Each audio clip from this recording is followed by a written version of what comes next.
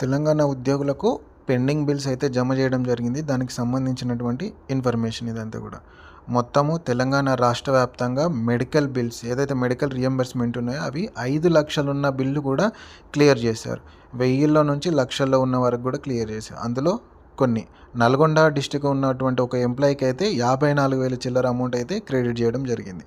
అలాగే పోలీస్ డిపార్ట్మెంట్లో ఉన్న అతనికి అయితే 3,40,000 చిల్లర బిల్లు ఉన్న కూడా అమౌంట్ కూడా మెడికల్ రియంబర్స్మెంట్ బిల్లు కూడా క్లియర్ అవ్వడం జరిగింది. దాంతోపాటు మెడికల్ బిల్ ఇది ఎడ్యుకేషన్ డిపార్ట్మెంట్స్కి సంబంధించిన దానికి ₹1,00,000 వరకు పెండింగ్ ఉంటే 1,00,000 చిల్లర అది కూడా క్రెడిట్ అవ్వడం అయితే జరిగింది.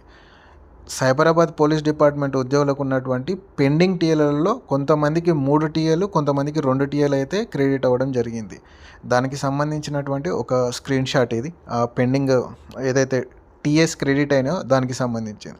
ఇంకా నెక్స్ట్ వచ్చేసి ఇదన్నీ కూడా టీఎన్జిఓ దగ్గర నుంచి వచ్చినటువంటి మెసేజ్ అనమాట. All the pending medical bills at government level has been be clear up to date. ఈ రోజు వరకు ఉన్నటువంటి మెడికల్ బిల్స్ ఏవైతే ఉన్నాయో అన్నీ కూడా క్రెడిట్ అవ్వడం జరిగింది. ఇంకా ఎవరికైనా మెడికల్ బిల్స్ పెండింగ్ ఉన్నట్లయితే ఈ సెంట్రల్ యూనియన్ ఏదైతే ఉందో ఈ మారం జగదీశ్వర్ గారు ఉస్మాన్ మజీబ్ హుసేన్ గారికి తెలియజేస్తే అది ఇప్పించే ప్రయత్నం చేస్తాము, గవర్నమెంట్ దృష్టికి తీసుకెళ్లే ప్రయత్నం చేస్తామని అయితే చెప్తున్నారు.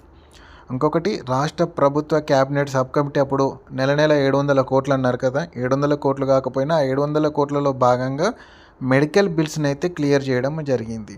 ఆ ఏరియాస్కి సంబంధించిన అందులో ముఖ్యంగా పెండింగ్లో ఉన్న ఫస్ట్ మెడికల్ బిల్స్ అన్నీ మొత్తం క్లియర్ చేస్తారు. తర్వాత రిటైర్ అయిన ఉద్యోగులకు లీవ్ ఎన్కాష్మెంట్ లాంటి బిల్లులు ఉన్నాయి చూస్తున్నారు, అవన్నీ కూడా క్లియర్ చేస్తారు. సో ఛానల్ నచ్చితే